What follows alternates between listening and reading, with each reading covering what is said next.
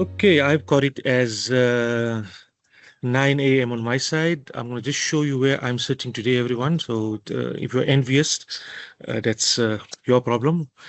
Um, and yeah, so I'm on the outside and I'm enjoying the birds chirping. So I'm going to have to mute my mic so you don't hear the hadidas in a minute or two. And I'm also going to switch my camera off so you don't get distracted by the beauty of my garden. Otherwise, welcome everyone. Assalamu alaikum. And to Nicole, thank you very much. Nicole is from Johannesburg. She's with yeah, she works with Philip Alcock, who's I'm not sure where he is now. Nicole, is he still in Mexico City or is he in Australia? He's all over the world, and they run something called PBL, project-based learning. And what they're going to try and do today is walk us through how to use AI for project-based learning. And it's hopefully going to be very hands-on and interactive. Nicole, these are not shy teachers. They get to ask a lot of questions. And I'm hoping that we'll have a good interactive session with them as well. You can switch your camera on and proceed, Nicole. Thank you very much. Thank you so much and welcome everybody. Thank you for joining us on a Saturday. I am very excited to present this workshop to you. I hope it is helpful. I do encourage questions. I saw a little quote, I think last night, and it said, the environment that teachers work in is the environment that children learn in. And I think the fact that you're here to learn and grow is testament to what your learners will achieve. So I'm based in Johannesburg. I work with Philip Alcock. I'm his South African consultant. So he's based in Mexico. He's originally from Australia. And I support any projects that he has on the South African front. I'm going to thank you very much for this opportunity, and I will start straight away so that we can get right into it. I will stop regularly for any questions and guidance. It is very hands-on, so please make sure you have your curriculum document. I'm not sure if it's CAPS, International Baccalaureate, whatever it may be. I know I put IEB there. I know it's not a curriculum, but the assessment standards are slightly different. So if you work with IEB, have those documents around. And let's get started.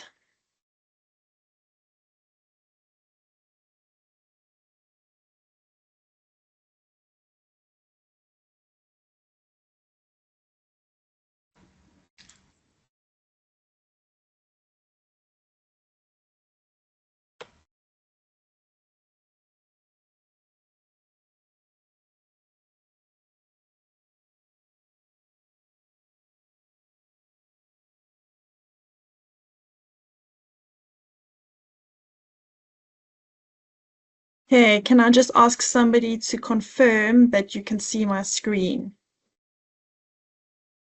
Yes, I can. Okay. Great. Thank you so much. Good morning. I'm Nicole Archer. I'm from Arch Ed, Learning and Development Solutions. That's my consultancy. And so today's session is from AI awareness. I believe you've been engaged in a lot of AI talks to action. So it's all about moving from curiosity about AI to practical design that empowers our learners. Before we start, I just thought let's hear a little bit about your voice, something fun for me to get to know you a little bit. So what comes to mind when you think of AI in education? I don't just want a word. If you could just maybe put a soundtrack of what song title fits your mood about AI. And I know it's a Saturday, so hopefully it's one that's going to bring some excitement. But if the session had a soundtrack, what song title fits your mood about AI? And I'll just give a few moments for people to join in the chat.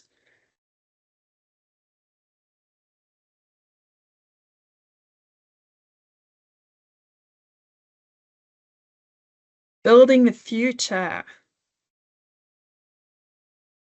I'm so excited. Amazing. Thank you. Eye of the Tiger. Some exciting soundtracks I see. Better. Amazing. What an inspiring start to the morning. We should start a little playlist. Thank you so much. If anybody else wants to contribute, you're welcome to. I'm going to move right into it. The quicker we go, the more time we're going to have to do the more practical side. Adventure of a lifetime. The future looks bright. I'm loving the suggestions. Thank you so much. Okay. Right. So moving along. So we've reached AI awareness. Many have tried ChatGPT. Some of you will know Magic School. I hope not many have tried CurryPod. I love it. I've recently discovered it, but we need to be aware that AI awareness does not change classrooms. Action does. So being able to apply it effectively is what supports and changes our classroom. So here's our sweet spot, right? We've got AI literacy, which helps us understand what these tools can and can't do. It also supports us on some ethical backgrounds and some challenges that we may encounter. And then we look at project-based learning. Now, the challenge that a lot of people in the education sector might have is academic integrity, especially when it comes to assessment.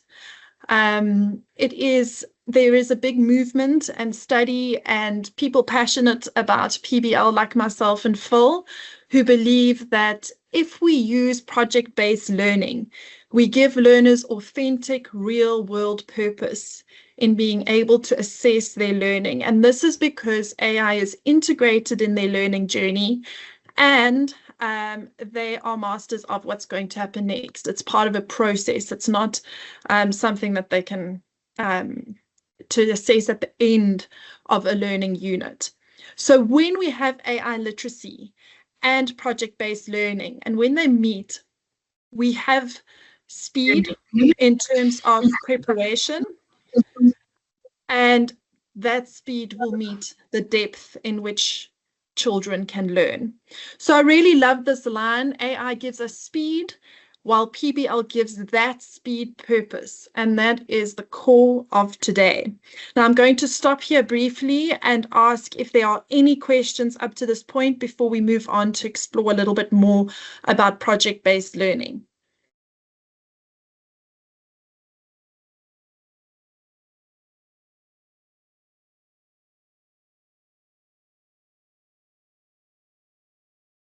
Either hands up or type in the chat, guys.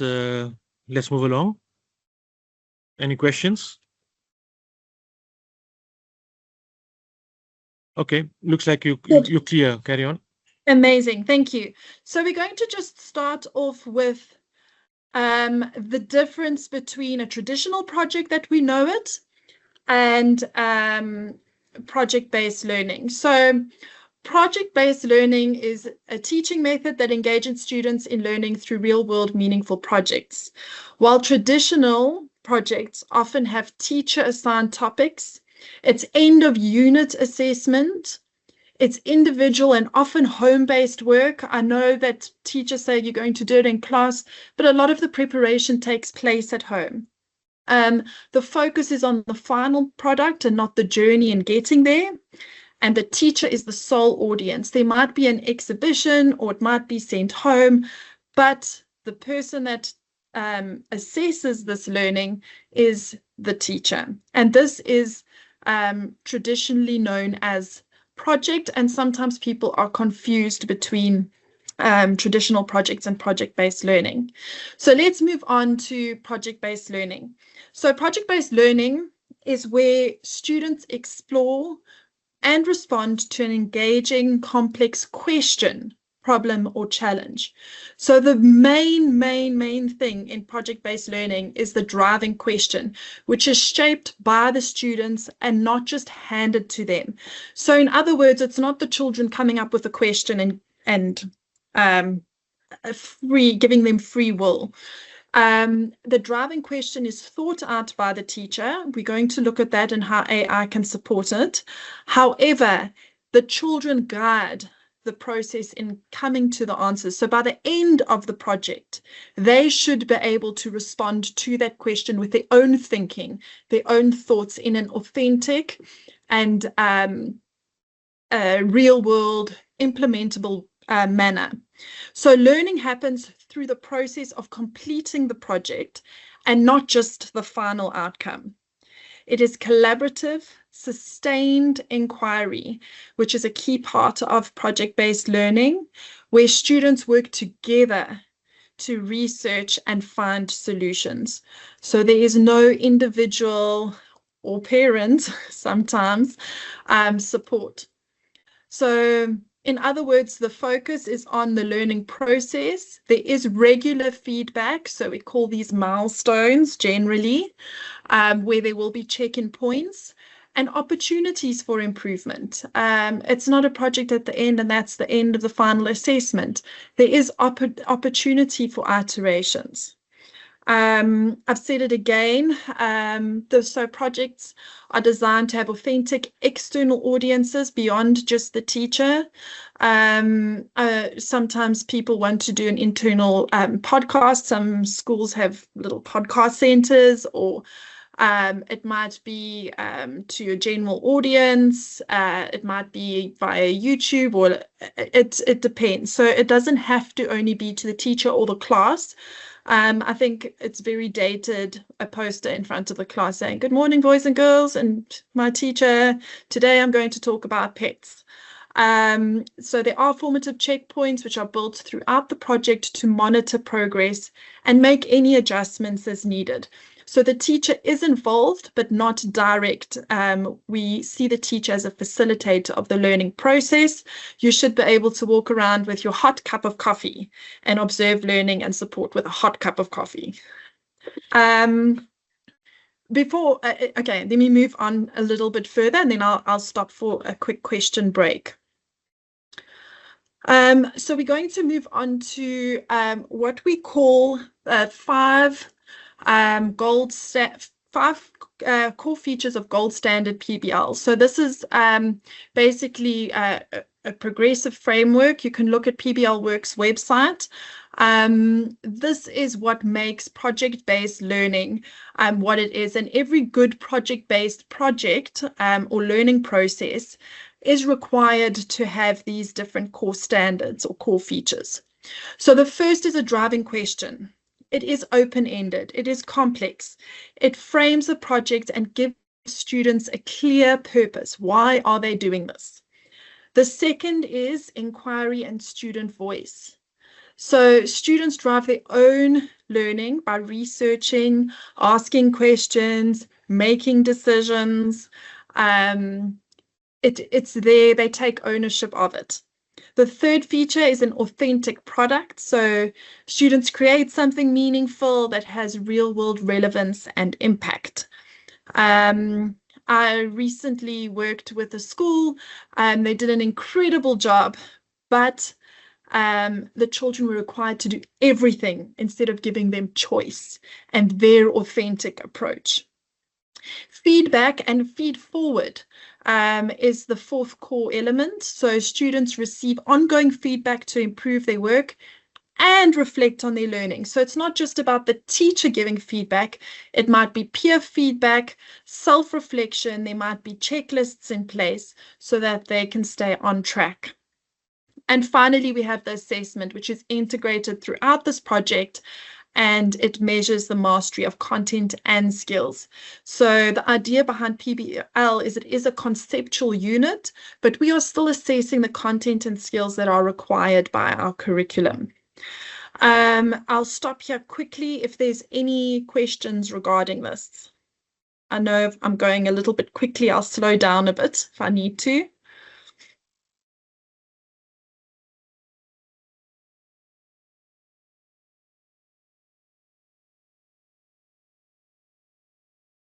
Are there any questions? Looks all good so far. Thumbs up here. Okay, great. Thank you.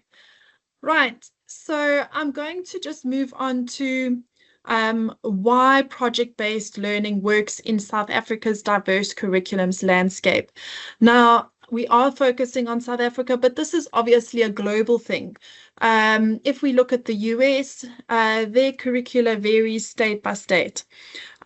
So project-based learning is adaptable across various different curricular frameworks. So it aligns with the content and skills required by the CAPS curriculum. It helps students build critical competencies that are required by the curriculum and extends beyond. If we look at IUB, project-based learning supports the authentic assessment and application of learning called for by the IEB framework. Now, I know IEB is not the curriculum, like I said earlier, it's the assessment authority, but we also know that the assessment criteria varies quite differently from what regular, for lack of a better word, CAPS requirements are. And so that authentic application focus of IEB is well targeted in project-based learning. Then if we look at IB or International Baccalaureate, inquiry-based, their inquiry-based philosophy also mirrors PBL, and the approach when it comes to the primary years program, the middle years program, diploma programs. We know that some schools offer International Baccalaureate, and if some of you worked abroad, it's quite an internationally recognized curriculum. There are people who separate inquiry-based learning and project-based learning. I've worked in IB schools. I believe that there is a strong integration between the two. And they're not very, if it's done right, you can integrate them well. Then if we look at the Cambridge curriculum, another one that's vastly used in South Africa and becoming more and more popular. This helps develop the inquiry and independent thinking skills that are required by the Cambridge curriculum, especially when we look at the IGSCE standards, which are higher up from what we generally experience here. But ultimately, project-based learning helps students deepen their learning and connect it to real life, going beyond the confines of any single curriculum. So if we go on and we look at how AI and project-based learning complement each other, AI can amplify inquiry by providing the tools and resources to support deeper research and exploration. So with PBL integration, it will help students connect the curriculum content with real-world problems and challenges. You know, if we look at the CAPS curriculum, I think it's grade 5, they learn about ancient Egypt in social science.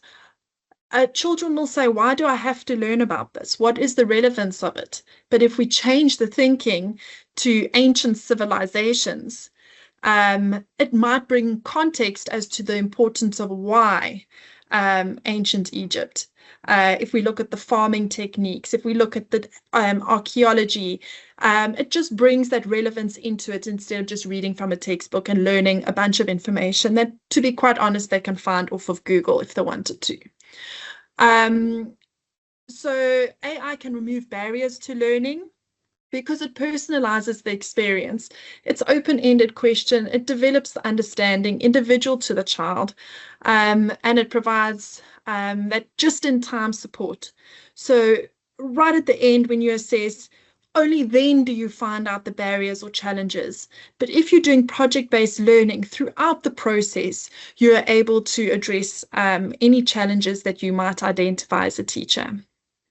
So together, AI and project-based learning can support more sustained student-driven inquiry that leads to deeper understanding. So if I could just ask you, here's a little Mentimeter. Please share your thoughts on how project-based learning integrated with curricular frameworks could amplify learning. It's a short little poll. All three are relevant, so there's no right or wrong answer. I'd just like to see your opinion. So, Not on the screen um, yet. yeah, I'll share it Okay, on the screen right. shortly.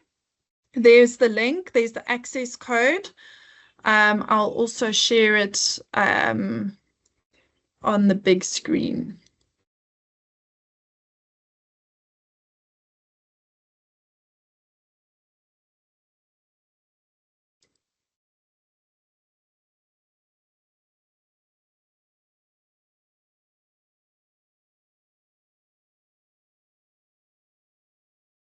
So if you go mentimeter.com and you use this code, it will also bring you to this page.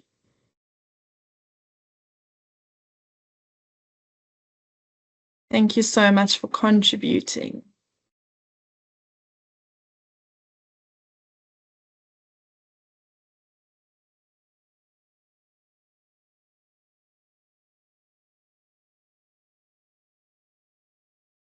Okay, so collaborative is coming through strong. Is this a one answer question, Nicole? Yes, yes. We're just Okay, looking at one answer. right. Excuse me.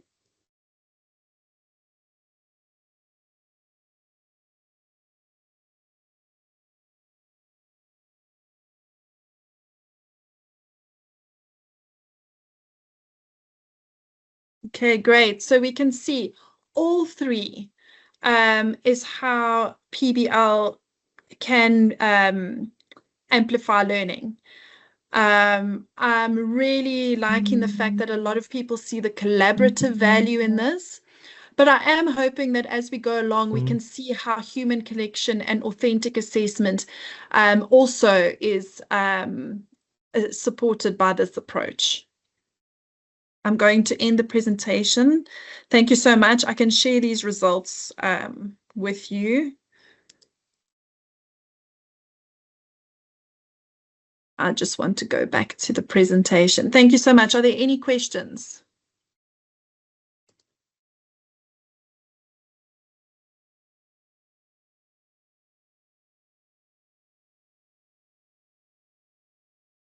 We're going to move on to a live demo shortly.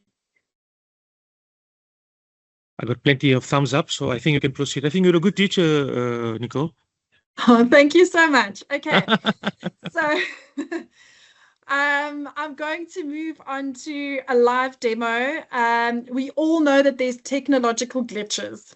I know you've worked with Notebook LM recently, so I'm not going to drill some of those, but you will see as we progress how you can integrate that.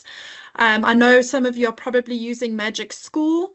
I will be honest, I use Magic School as a framework, and I don't, when I'm doing my planning with AI, I don't just use one AI tool. I generally use multiple. So just for this presentation, because I like to be transparent, of the AI tools, I have used Perplexity, I've used ChatGPT, I've used Gamma AI, I've used Diffit, I've used Magic School, and I've used CurryPod. So whenever I do presentations or my teaching, there are usually multiple that I use. This is also to generally avoid AI bias, so I can cross-check. And also, when we are doing this, especially when we're using internationally recognized AI tools, sometimes they focus more on the US or UK, or whatever the framework might be. As opposed to our context. So that's why human connection for me is one of the important processes.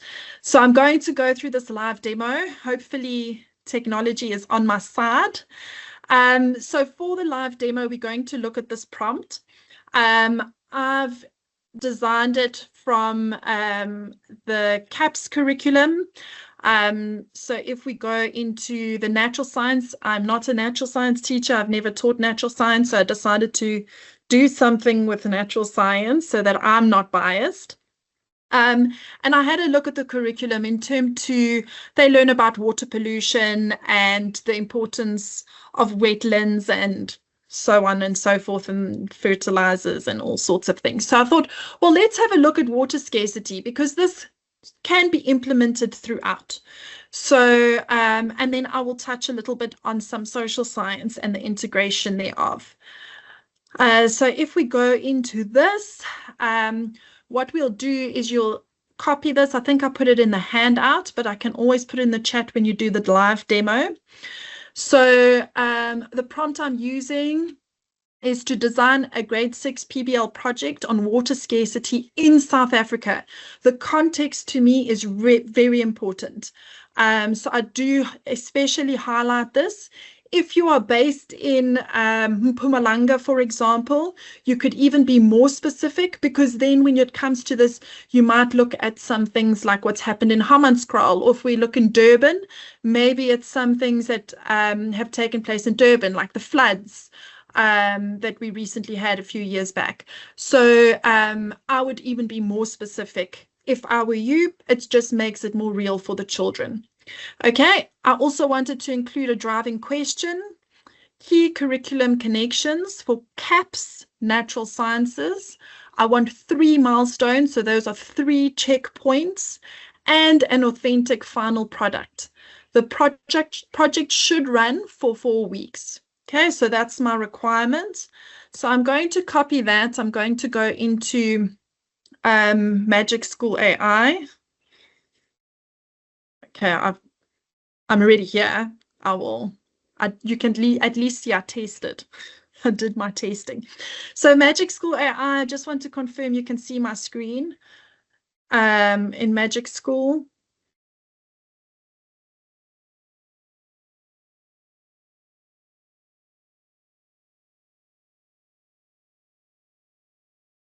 Okay, I'm going to assume you can see it. So if we go into Magic School, there's a whole lot of options that we can go through that you can use. If you are doing, so there's individual lesson plans, which you can do. I don't really use that function. What we're going to focus on is if you scroll all the way down, you'll see there's a unit plan generator. That's quite good if you're doing IB. But if we keep going down, right at the bottom is project-based learning. So if I click on project-based learning, I can choose the grade level. So I'm choosing 6th grade. This is what I mentioned. So this is a US-based one. So if I don't specify, it's going to focus on US-based content.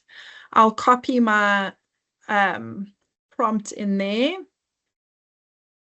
You can add a file if you want to, so you can add your CAPS document, but it does tend to get confused, or you can take a screenshot and add the screenshot inside. You will see at the bottom, it asks standard set to align to optional. I would put in whichever curriculum you're using or looking at. So for example, I've put CAPS in here. We then click generate. And there it's bringing up my project-based learning.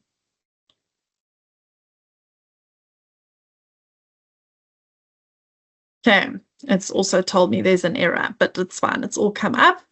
So here, if you look at this driving question or challenge, how can our community reduce and adapt to water scarcity so that everyone has access to safe water now and in the future? Now, I hope you can see the human connection in this. This is really something that can go in multiple ways. We can give you, there is a real world context. This is why I say context matters. It's important to cross-reference this. So I mentioned I use multiple tools. I would take this information, cross-reference it within Perplexity, if you've used Perplexity before, and then also make any edits and iterations to this. There's in-depth inquiry. So students begin by generating questions about where water comes from, how it is used, and why shortages happen. The inquiry tasks include, So it tells us exactly the expectations. They're going to do a local water audit. Teachers touch. How practical is that? If you're in a city, how are you going to be able to go about that? If you're being homeschooled or if you're at a homeschool center, how might that look different? There's going to be research components, simple experiments, which is part of the CAPS curriculum. So there's going to be a scientific investigation. We look at data analysis. Obviously, if you had to do this lesson in term 2, like it's required in CAPS, being able to do your data analysis on local rainfall, if it was to be live, might not be a great idea considering it's winter months in Johannesburg, for example. But in Cape Town, it might be an amazing opportunity to do it. And then perspective, so interviews, research, socioeconomic impacts, any traditional or local knowledge about water management. So these are all things that would be required for this and adapted by the teacher. You know your learners, you know your environment, you know your context, what's applicable, what can you do?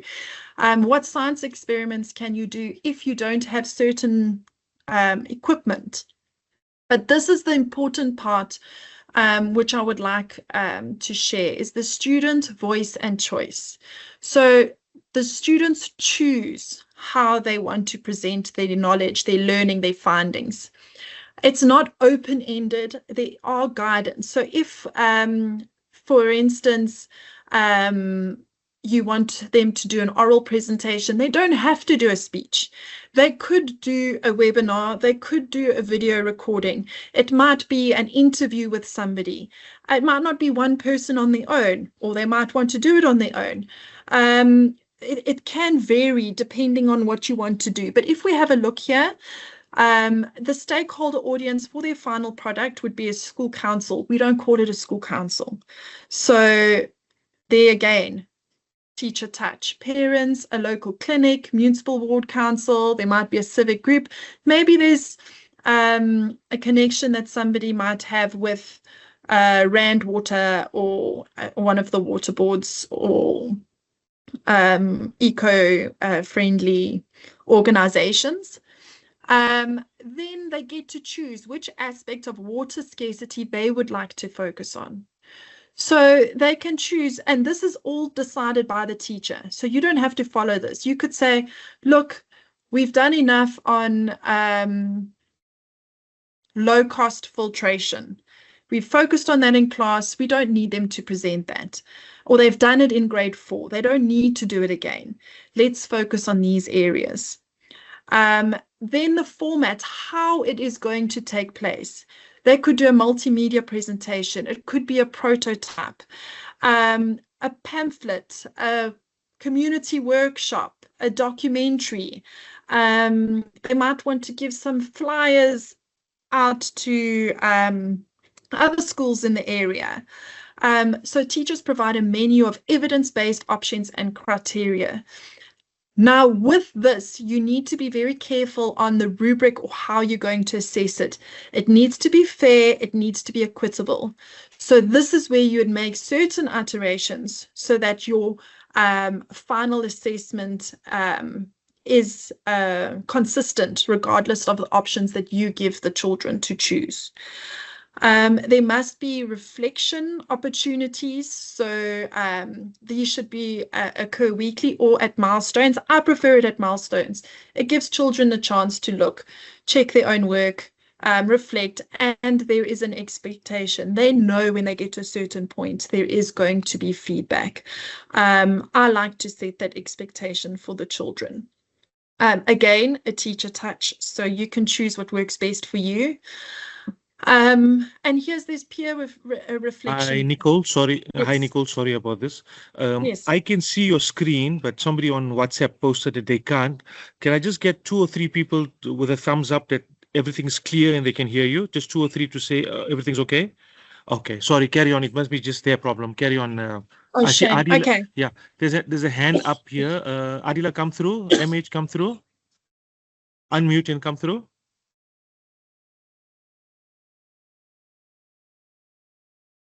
Did you just put your hands up to say, did you put your hand up to say everything's okay? They're not coming through.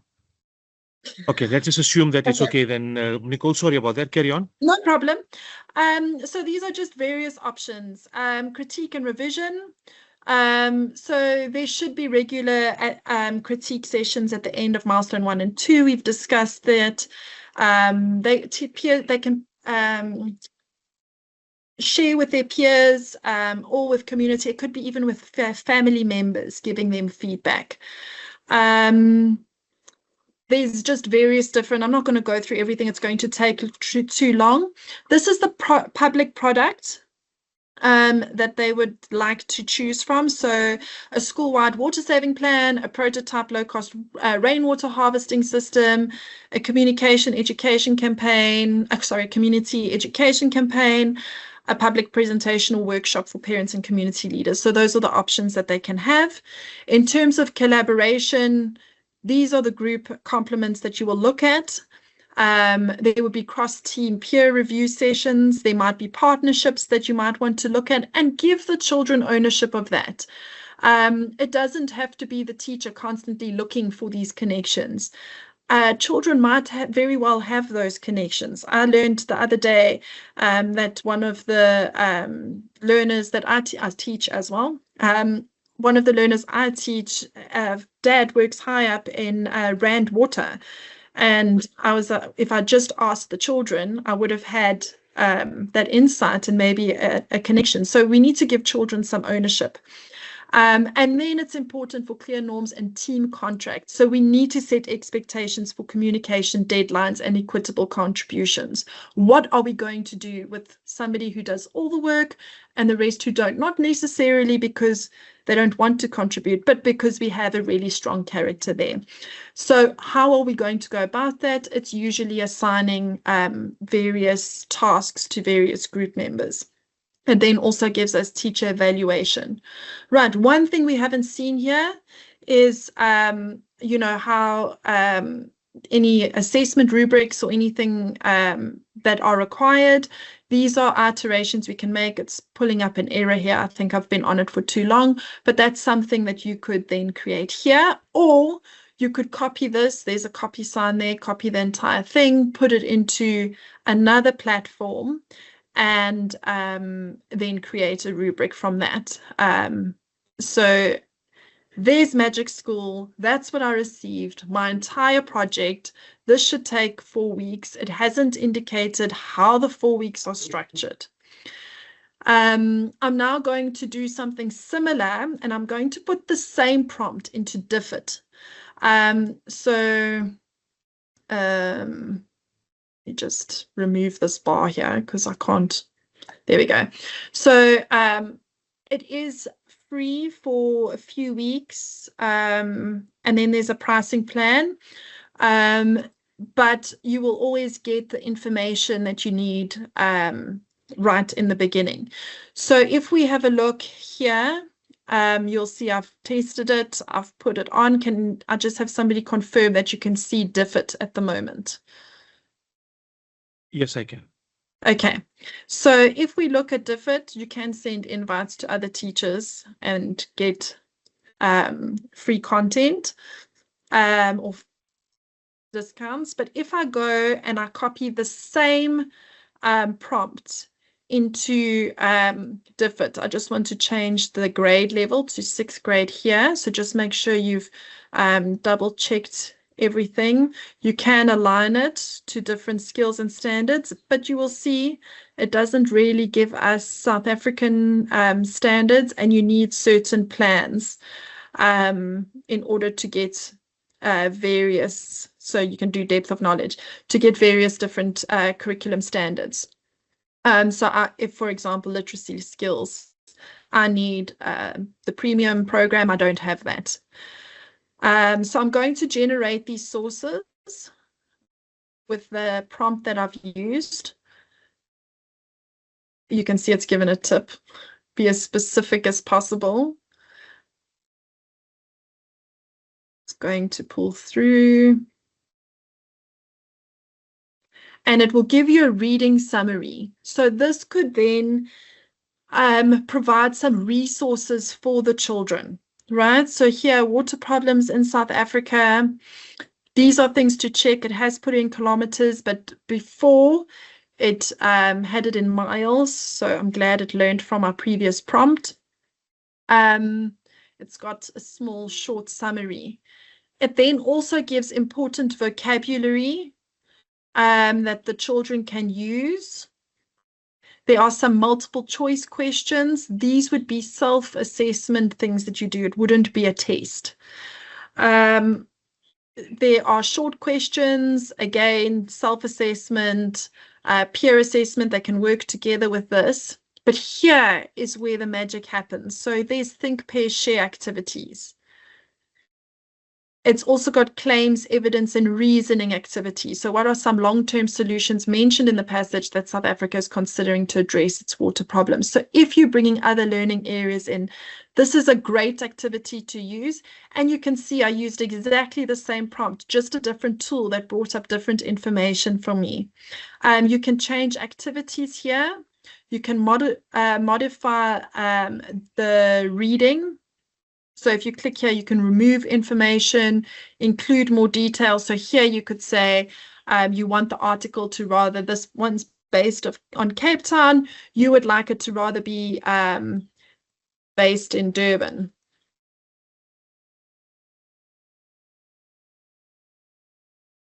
And then it will regenerate it. And then you can see here, water problems in Durban, South Africa. So there are this is to get resources. This is great for assessments. And you can adapt it according to what works for your school or your class. You can also change the images. So if you've got an image that's in your community, maybe you've got a photo club and one of the children have you taken a photo, you can use that in there. Any questions on that? Because I feel like I'm going really quickly. There's a question, can you upload your own files to this AI tool? So if we go here, sorry, I just want to go back here. You can upload your own files. I think it's under more options. But I think you need to have the paid version for that. I don't have the paid version. What you can do is when you are doing the prompt, you can be specific. So you can, for example, copy and paste. Yeah, Nicole, go there. I think that's where if you go there, it's got an option of uploading there. Yeah. Uploading and any book. So you can see that if you've got a textbook, I wonder if it's got platinum. No. So you can request it. So you can upload books. If the children are learning about Charlie and the Chocolate Factory, you can upload the book here and then select starting chapter, ending chapter, and you can get your information. Any vocabulary you want to include, and then literally anything, which is what we went to. Any other questions? Yeah, Shuaib, Diffit definitely has a paid version. So like all AI tools, you start off with free. I think Magic School may also be a paid version at some point. So initial one to get you hooked on to it is probably free. And thereafter, it's a paid version. Yes, correct. So this is 14 days free. I had to use a different email address to get free for this. But so this is free for 14 days. But if you do referrals for Diffit, then you get incentives. So that is the advantage of this. And then Magic School, the project-based learning tool here is free. So you can get this for free. And then what you can do if you would like something further is go into ChatGPT, go into Perplexity. Perplexity, I think you get 3 prompts a day for free. So it's really not necessary to spend your own money if you work with your AI tools wisely. Copilot as well. You can take some of these things and put it into Copilot. Any further questions? Just maybe out of curiosity, Has anyone used these tools or used them, let's say, moderate to extensively? Has anyone does in the group? Just some thumbs up or hands up if you have. Are you using any of these tools already? Specifically Magic School and I see one hand there. Yeah, two. Okay, great. Two. Yeah. So from the lack of hands and from the answers, it looks like Magic School. Yes. Okay. Yeah, Fantastic. Magic School is probably the most popular amongst teachers because it's got the most free options and it's quite teacher friendly. I haven't planned this, but I'm going to, if we've got time at the end, I want to show you one more. It's called Flint AI. And it helps teachers even with prompting. So if you find you battle with prompting, it literally guides you through the process. So if we've got time at the end, I'll quickly show Flint AI and how that could work. I'm going to move on to QueryPod. Now this one is great. I really was flabbergasted when I first found it. You can generate a lesson through AI. So if you go click on there, put the exact same prompt in, it will develop a full lesson for you. We'll just wait for it. You'll see it asks what I like. It asks follow-up questions. So it would like to clarify what you would like to focus on as a teacher. Do you want to be able to analyze the main human and natural causes, model and test a simple water purification method using local materials, evaluate the impact of water scarcity? So you can actually choose from here. I chose A in the previous example that I used, so I'm going to try C here. And then I just copy and paste it in when it clarifies that for me. It takes quite a while. So it's double checking that you are, that it's on the same page as you. And then you click generate lesson. You can choose what theme you would like. I usually like to go for cool and calm because I always hope that that's how the children are going to respond in the lesson. Sorry, I just want to move this bar that doesn't want to. And it will start generating. It takes a while. So I'm not going to go too much into this, but you'll see that's what it develops. I just want to go back to what I'd already done for us. So over here, you'll see it will eventually develop something like this. It doesn't look like much, but if you go into Classroom Simulator, you can start your lesson and you can project it. All the children can connect to it. There's a poll function.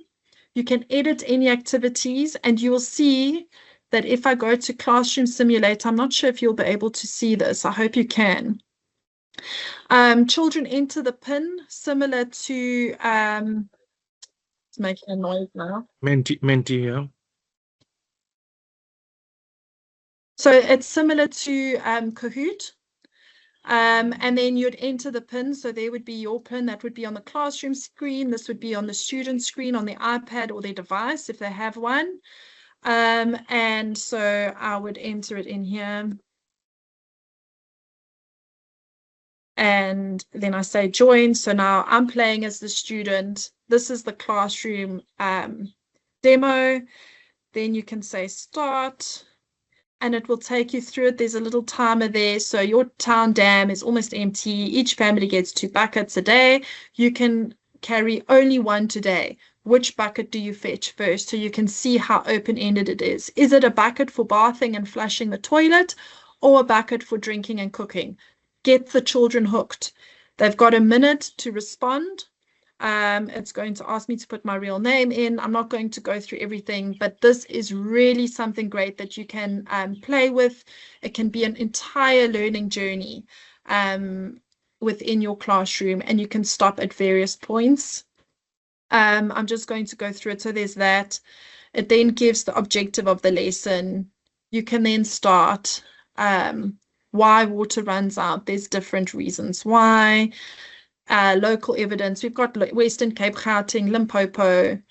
Then there's an open-ended question, and it tells you, and you can add your own questions in. A learner named Tabo tells the class South Africa runs out of water just because it rains less than other countries. People in factories do not change how much water we have, and dirty water can still be used. And so the question is, what has Tabo done incorrectly? And the children reply, and AI responds to it, and then the children can vote for the best answer within the class. So it's really, really collaborative. Here's some myth facts. Here's a scarcity chain. There's an application process. So here you'll see AI marks everything for you. So they're answering, and AI will say, you get a trophy, and you can go back and look. And when you go to the, I don't want to go through the whole process because it takes a long time, but when you go into the question and you see that a child has maybe answered something that's kind of correct, you can go and edit it, but you can also give feedback. So let's say a child answered a question. If you click onto the AI function, it will tell you what the child did well and what the child can improve in, even if they got it right in terms of their responses. So this is really, really great to work through. You'll see there's a level 2 question, finally a level 3 question, then a level 4 question. Then it asks them to vote how many you got, how many trophies you got. And it doesn't really, well, you can choose, but I don't like to let it name the children. I think everybody should be celebrated. If we look at Kahoot and some of the other platforms, the children generally have names, and it's sometimes the same children that appear, but here everybody is represented. And you can have a look and you can say, okay, majority of my children have 0 or 1. That means I need to focus a little bit more on this. So it's also a nice reflection for you. And then lovely at the end, write one tricky question linking to the cause of water scarcity. And then the class needs to try vote for the toughest question to answer. So creating that curiosity. Okay, this is the end of the live demo. I just want to check in and see if we have any questions on QueryPod or any reactions. I would like reactions as well. So if there's any questions and any reactions, that would be great.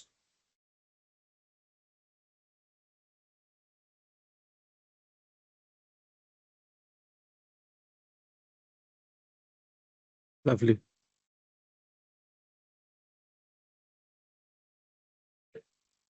Nicole, we got just over half an hour, so I'm just sort of marking on time. But yeah, good, well done. Thanks, Nicole.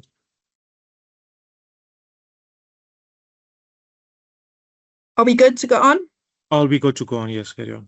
Good responses as well. Thanks. See the chat.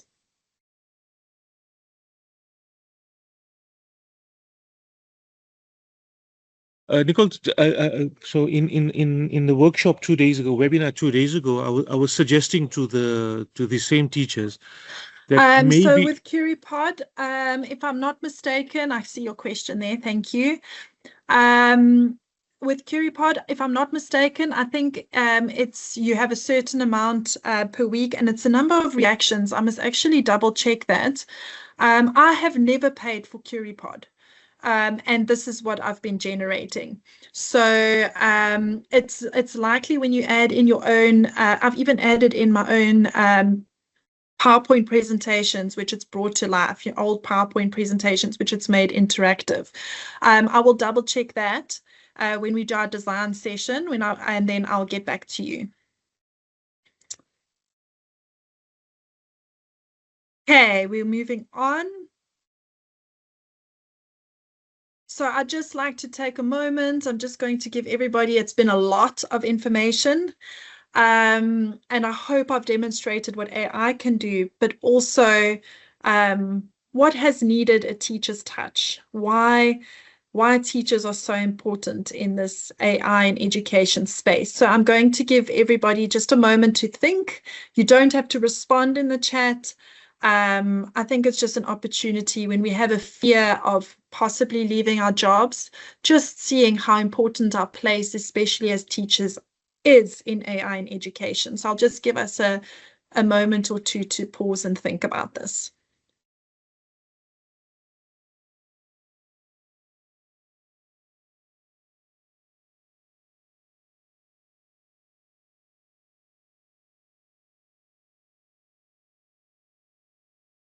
One response so far, it says context. Zaid, I'm assuming you're answering the second question. What needed a teacher's touch? I Okay, suppose. so consider the strengths and limitations of AI-generated content and how human expertise can complement and elevate the capabilities of these technologies. Okay, so in PBL, going back to the heavy stuff, so in PBL, we look at this design framework, and it can help you plan and structure your project-based learning activities. It covers the key elements like curriculum outcomes. So what are you assessing from your curriculum? Followed by your driving question. Then the knowledge and skills you want to assess. The project milestones, when you're going to stop, when there are going to be check-ins. The authentic product, what are the children going to deliver, what your assessment strategy is. So you will see in all of these, it hasn't shown us an assessment strategy other than CurryPod, which has been very informal. What AI role is. It's important for us to be transparent when we are sharing AI role. I had a student in my class recording a lesson without me knowing, and saying to me, this lesson was designed by AI. And in that moment, I realized the importance of my transparency in AI. And so I had to explain to the child, yes, but this is what I brought, and this is how I made it, what my ideas and what AI did. So it's important for that transparency. We need to show them the integrity of using AI if we expect that from them. And then the access and equity plan. We're not all going to have access to recordings. We're not going to all have access to CurryPod. But what are we going to do? What low-tech things could we do to provide that support? Then having this canvas, and I've put it in the handout, can help provide a clear structure and ensure you cover all important aspects when designing your PBL unit. You don't have to use it. You can use your own one. This is just a guide. We are going to use, you can either use the handout or post it on Padlet, which is the link that will be provided. I'll scroll down here quickly. Or you can use the QR code. It would be great if you could post it here. I've done an example for you. You'll see I've split it into foundation phase, intermediate phase, senior phase, and FET, if you could be specific with the subjects when we do it together. And then this is going to be the expectation. So we are going to do a quick design sprint. We're going to plan for 2026. I know we're at the end of 2027, so I mean 2025, I'm 2 years ahead. So it wouldn't be helpful to plan for now, but maybe look at first term next year. What could we do in our specific subject? So here are the key steps to this design sprint process. It's not going to be perfect. We're just creating something together for 2026. So first, you're going to open your CAPS document, open your IB curriculum framework, whichever framework you're using. And you're going to choose a topic from the curriculum that you want to focus on for the future. Let's start small. So let's start with one. It is easier with your natural science, social sciences than it is with other subjects, but think about integration. We're using graphs. We're using location in the other subjects, which is also represented in maths. We looked at DFID, where there is resources. How can that be applied in English? So, or in your languages? Once you've chosen the curriculum focus you would like to work on, you can choose any AI co-pilot that can assist you. It can be one that we've used today. If you've used Magic School AI, use Magic School AI, but if you prefer ChatGPT or Copilot or Perplexity or any other one that you've used, please feel free. Like I said, I usually use more than one, but it is a sprint, so it doesn't have to be perfect.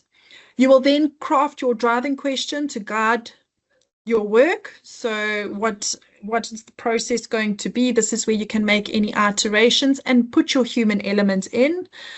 After that, you will complete your design canvas to capture your ideas and plans. And then finally, it would be great if you could share your work on Padlet so we can get feedback. You can give feedback to each other. And then just remember, this is a draft. The goal is to practice the design process and see how AI can accelerate our planning while we maintain control over the final outcome. So it's not about being perfect. Let's see what we can bring to the table, to the party, and what we can share with one another. I will show you what the Padlet looks like now. So you will see, you should be able to see my screen. If you go into, and I'll post the link, if you go into the Padlet, it will look like this. You're just going to select the plus button. You'll put the subject in there. You can add a picture if you want to, and then you can copy and paste your canvas in there. So if we look at mine, this is the curriculum outcome that I've chosen, CAPS Natural Science Grade 6. I chose this investigation one, environmental issues. So that's what I've chosen from there. I then just named the driving question that I've chosen, and I've got this from AI. So I'm not creating this from my own mind. We're using AI to get this. The knowledge and skills, just one note, when you're using AI, just cross-check it with your CAPS because of AI bias, and sometimes AI makes up its own things that sound real. So just cross-check that. This is what we would like to know. So describe the water cycle. You will see if you put it in AI, it might say understand the water cycle. I always like to change things to use Bloom's verbs in my objectives. So, but that's also up to you. And here you can see the integration. Here are my project milestones. And this doesn't have to be perfect, it can be one sentence. I've spent the last 3 days putting this together for us. So please don't expect it to be on this level, but you can refer back to it. You can see number 5, the authentic product, they choose one. The assessment strategies, formative and summative assessments. This IEB has certain percentages according to how you will be assessing. I think CAPS does too. So if that's required, you can put it in there. And then feedback from an external audience. List AI's role. So this is how AI's assisted me or will assist me. And you can see here, design campaigns or infographics. I know you've done some Canva. The children love using Canva as well. Notebook LM for any summaries. So I know you've done some of that. And then just a reminder that AI supports inquiry and differentiation, but never replaces student thinking. So that's very important. And then you don't have to do this right now, but I'd like you to just think of access and an equity plan. What would you do if there was load shedding and you didn't have access to technology, or the Wi-Fi was down?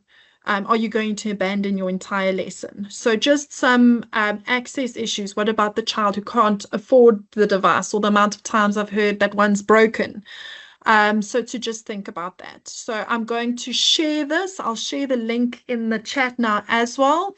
And we can spend 15 to 20 minutes just going through this. And if you have any questions, please feel free to come on, ask your questions. I'm also happy to have a look at what you've done and yeah, let's see what magic we can bring together in this short little time.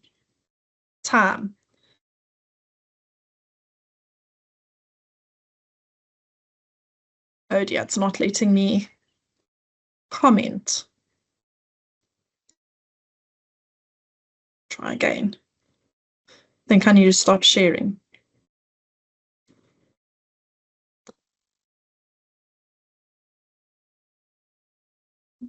Are you not able to type No, in a it's chat? not letting me share. So the link. Can you hear me, Nicole? So I will project it here. It's in the previous slide. Thank you so much. We're almost at the end. So I'll just give teachers a little bit more time to see what they can come up with. I'm really glad we've got a diversity of teachers contributing. I see foundation phase, intermediate phase. This is so wonderful.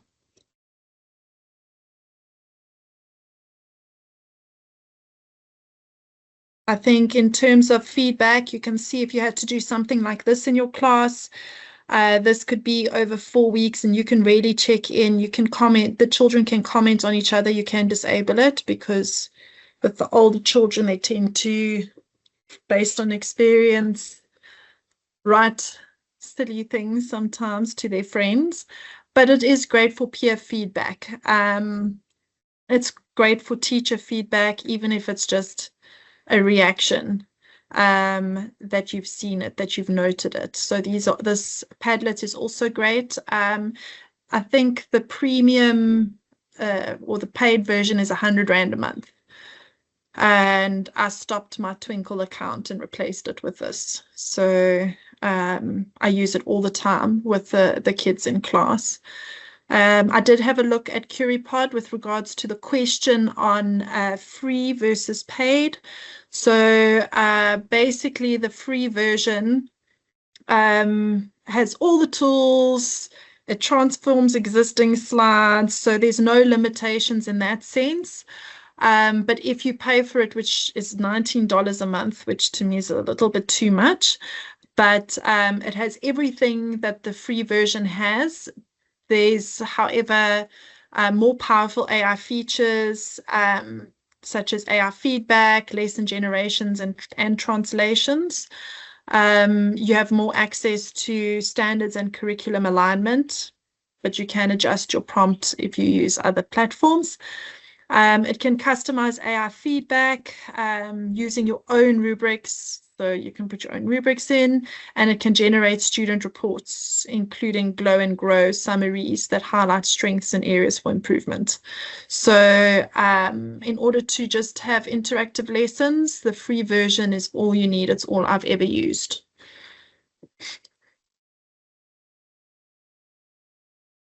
Okay. I am going. Most of the teachers here are from private schools, so they've got plenty of money, Nicole. Don't worry about that. No, I teach at a private school. I know it's a myth. It's a myth. But I think if you're using multiple tools, the more free tools you can use, the better access you have, and the better. If you have multiple email addresses, you can also extend your access. But I pay for Padlet, I pay for ChatGPT.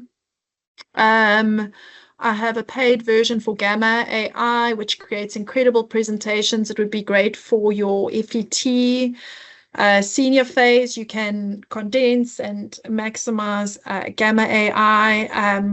But most of the EduGears is amazing. It's only got restriction. The only challenge I have with it is a lot of the servers at the schools block EduGears AI. But if you're a school leader and you're here, it is also an LMS platform, so it integrates the two.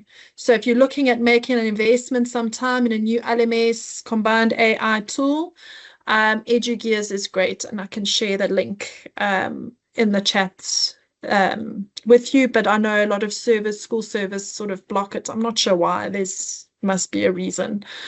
Nicole, That's why are you thinking after we complete in the next day or two, can you just send us a list of all the different links all the different tools that you've used, yes. just as an email to me, and I'll forward it to the team. I can make a few requests for the names of the tools, right? No problem. And I'll tell you that this presentation I've used here is used with Gamma. So I am going to move on. Please, the Padlet is open. I will share the link so you can continue accessing it. You can use it well into next year. And you can maybe share with one another. It's always great to work together. So if I could ask you to please just draw your attention back to the screen. We've got one more Mentimeter. This is the end of the presentation. I do want to open for any questions, but I think this quote is probably one of my favorites. And the bridge between AI and authentic learning is you as the teacher, as the education professional. I've read articles that one of the safest jobs, there are a few, is education. And it's just because as educators, that human connection is what children need and thrive off of. At the moment, they're already so glued to screens. They already have foundation phase teachers might agree with me, fine motor skills are, not how they should be maybe at their age, because that we're not using them as much as we should. So they do say, or the article that I read, not they, the article that I'd read had mentioned that of the jobs, one of the safest jobs is education. And, we look at the children, you notice a child sad. An AI robot, AI tool, when the child's replying, does it notice it? Probably not.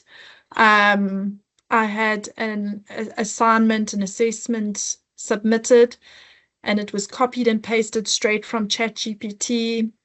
And we had a conversation, and I worked with the child, and I said, okay, this is what you found in ChatGPT. How can we make it your own? And it wasn't the last sentence that was, I could be a professional swimmer every day of my life.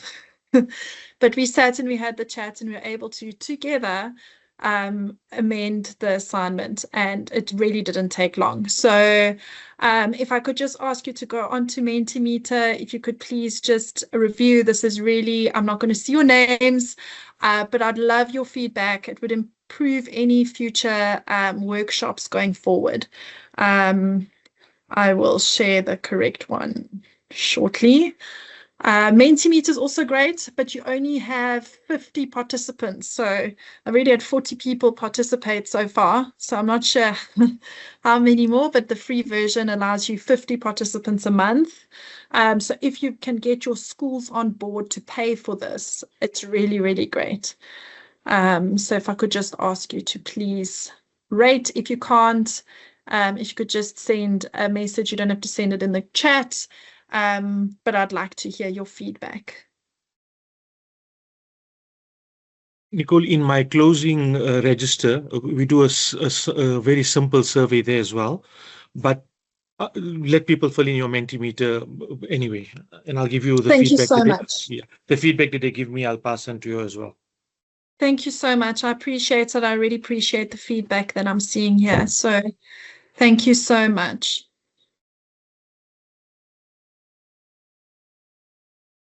And thank you so much for joining on your Saturday. We know how precious our weekends are, especially now at the end of the year. So You're gonna get me into trouble, Nicole, because they've been doing training. They got training for 7 Saturdays. You're gonna get me into trouble with them. Oh no, it just means you've got a committed team of people here, and I think I'm sure I don't want to speak for them, but I think if I had the opportunity, being committed to all 7 sessions just speaks volumes for the caliber of people that are here today. So I can't say I would be one of them, but I think you've got a good cohort of people joining in. Thank you. Okay, so we've done Nicole's Mentimeter. Please fill in the closing register. I've put the link on the site already. And Nicole, with your permission, I'm going to take a screenshot for my LinkedIn. So leave your thing on there. You need to put makeup on. Are you No okay with problem. that? No, I'm good. Okay, I'm going to just do this. Give me a sec here.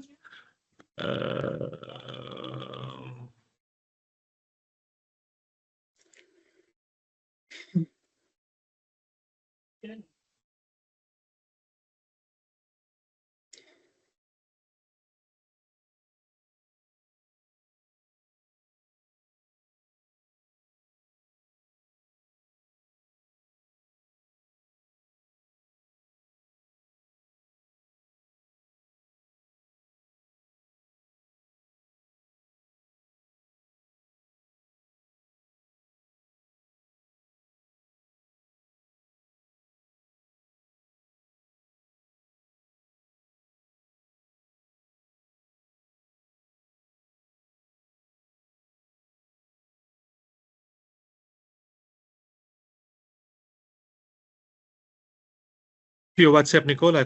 See if you're happy with that picture. Can I publish that on LinkedIn? I'll have a look shortly.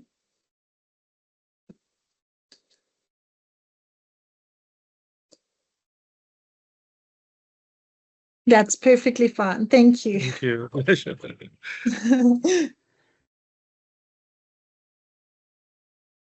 Okay, so 3 minutes to go. Any last things from your side, Nicole? Are we all happy to start winding up? Any comments from anyone? Feedback? Yeah, guys, anyone? Nothing from my side. If anybody has any burning questions, please do let me know. I can, in these 3 minutes, if you'd like, I can quickly show you Flint AI. I haven't prepared it. Please do that. But I will quickly share for anybody who's able to stay on a little bit. Let me just quickly, quick. Here we go. Okay, I'll just go. You can see it's a favorite. Comes up quickly.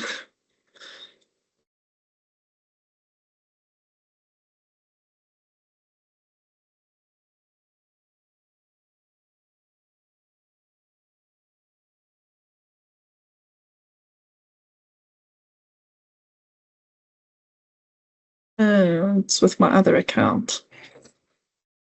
Okay, so you log in, teacher.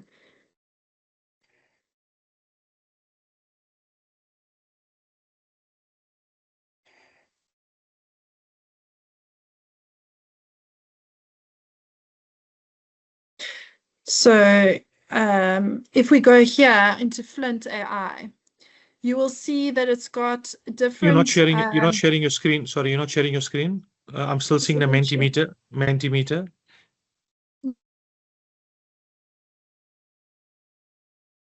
Menti. Who's it? God.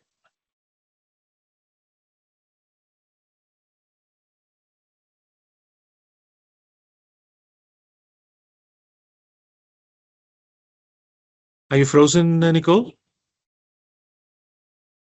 Have you lost Nicole? Nicole, you on? Hello, Nicole, are you on? Looks like she's frozen. Okay, can the rest of you hear me? I just need 1 or 2 thumbs up. Can the rest of you hear me? Jazakallah. Okay, so we're going to close now. I'm just going to post for the very last time. I got 70 closings. Please fill in the register. You've got 2 minutes to fill in the register. If you've done that, shukran jazilan to everyone. Thank you very much. Whatever notes and slides Nicole is going to share with me, I will pass it on to you guys in the next day or two, inshallah. And then our next session, you guys got a long break, man. Okay, our next section is going to be 6th of December. 6th of December. It should be addressed by our CEO at Regent. Inshallah, the 6th of December is the next session. But other than that, enjoy the rest of your holiday. Well, the rest of the month that you've got until then. And I'll talk to you then. Assalamu alaikum. You can leave if you fill in the register already. Shukran.